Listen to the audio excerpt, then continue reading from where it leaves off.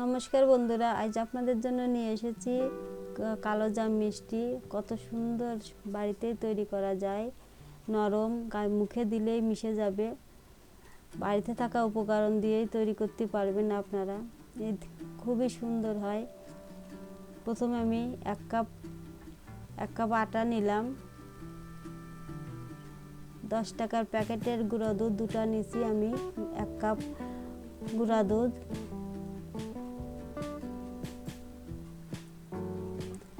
Baking powder 1 চিমটি, চিনি 1 চামচ, ঘি সামান্য,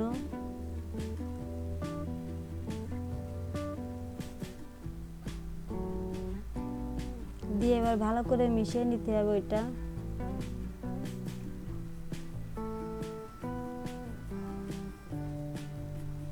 ভালো করে মিক্সড করবেন। এইটাই মাখানোটাই কিন্তু মেন, এই জন্য কিন্তু মিষ্টি টেস্ট হবে। অল্প করে করে তেল দিতে হবে, একবারে তেল দেওয়া যাবে না। হাতে করে নিয়ে নিয়ে অল্প করে দিয়ে ভালো করে ডুলে ডুলে মাখাতে হবে। এটা মাওয়ার মতন হয়ে যাবে মাখাতে মাখাতে। এই মাখানোটাই মেন কিন্তু মিষ্টি তৈরি করার জন্য। আমি আবারও তেল দিলাম, বেশি অল্প পরিমাণ করে করে তেল দিয়ে দিয়ে ওটা ময়াম করতে হবে। দেখবেন আস্তে ছানার মতো হয়ে যাবে আস্তে আস্তে। এরকম করতে করতে ছানার দরকার হয় না এই মিষ্টি করতে। খুবই সুন্দর একটা মিষ্টি হয়, বাড়িতে ট্রাই করে দেখবেন অবশ্যই। আবারও একটু তেল দিয়ে আবারও আমি মিশিয়ে মিশিয়ে ভালো করে ডুলে ডুলে মেখে নিব। হাতের সাহায্যে বেশ চটকে চটকে ঘষে ঘষে মাখতে হবে। এবার আমি একটু দুধ নেব। এবার গরুর দুধ জাল করে ঠান্ডা করে নিয়েছিলাম। এবার হাতে করে অল্প করে করে দিয়ে, একবারে ঢেলে দেওয়া যাবে না দুধ। ভালো করে মাখাতে হবে, চটচটে ভাব হয়ে যাবে, ভয় পাবেন না। ওতে একটু এই মাখাটা হবে একটু নরম। আবারও অল্প করে দুধ দেব, দিয়ে মাখবো।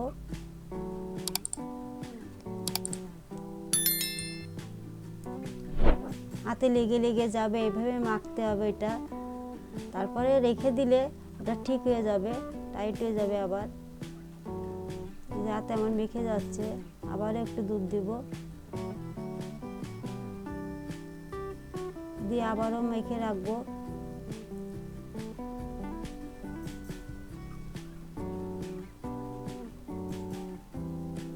একদম ছানার মতো হয়ে যাবে, দেখবেন। এটা দেখতে এত সুন্দর হবে, খেতেও মজা। মুখে দিলে মিশে যাবে মিষ্টিটা। তখন আর মনে হবে না বাজার থেকে কিনে খাই। যখনই খেতে ইচ্ছা করবে তখনই বাড়ি তৈরি করতে ইচ্ছা করবে। এবার আমি ছোট ছোট বল করে দুই হাত দিয়ে সুন্দর করে গোল করব। দাগ থাকা যাবে না একটাও। প্লেন করে এটা সুন্দর করে গোল করব। এই দেখেন আমি এইভাবে গোল করছি।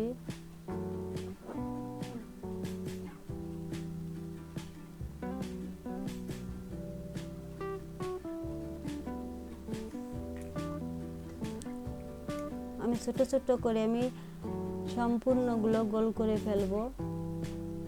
মিষ্টিগুলো তৈরি করে ফেলবো আমি হাতের সাহায্যে।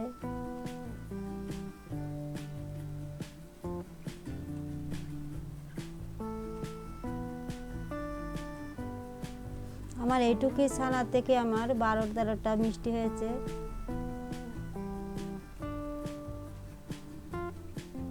আমার সব বলগুলো করা হয়ে গেছে। এখন আমি তেল পরিমাণ মতো তেল দিব। আপনারা চাইলে একটু বেশি তেল দিতে পারেন, আমি একটু কম তেল দিলাম। এবার আঙুলের সাহায্যে হাতে যতটা তাপ সহ্য হয় তখনই আমি মিষ্টিগুলো দিয়ে দেবো। তেল অনেক গরম করা যাবে না। আঙুলের সাহায্যে যতটা তাপ সহ্য করবেন তখন এই মিষ্টিগুলো দিয়ে দেব।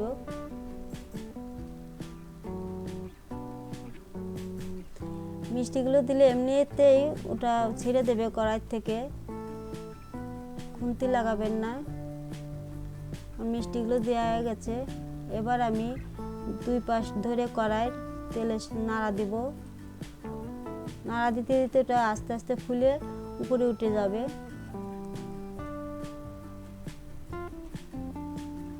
আমার একটা গায়ে লেগে গেছিল, তাই তো এটি সরিয়ে দিলাম। চেষ্টা করবেন খুন্তি না লাগানোর জন্য। ডুবা তেল দিবেন। দেখেন আমার ছেড়ে গেছে। এবার আমি এটাকে আঁচ কম দিয়ে, অনেক জোরে জাল দেবেন না, আস্তে আস্তে করে ভাজতে ভাজতে ওটা আমি আস্তে আস্তে করে ভাজতে ভাজতে আমি ওটাকে লাল করে ফেলবো। কড়াই থেকে যখন ছিঁড়ে যাবে, ফুলে উঠবে, তখনই খুন্তি ব্যবহার করা যাবে। আমার কড়াই থেকে ছিঁড়ে গেছে, এবার অনেকটাই ফুলে উঠছে, আরো ফুলবে।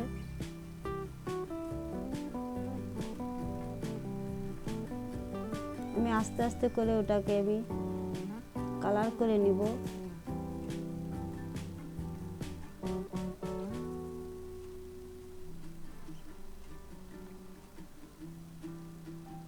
এই দেখেন আমার মিষ্টিটা কতটা ফুলে উঠছে আস্তে আস্তে।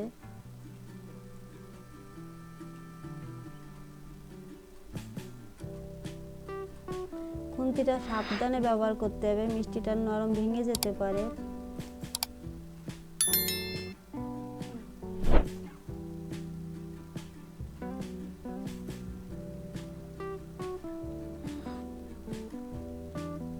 আমার আস্তে আস্তে কালার চলে আসছে, আর একটু ভাজা হবে। এই দেখেন আমার কালার চলে এসেছে। আপনারা চাইলে আরো কালো করতে পারেন, কিন্তু আমি এরকমই করলাম।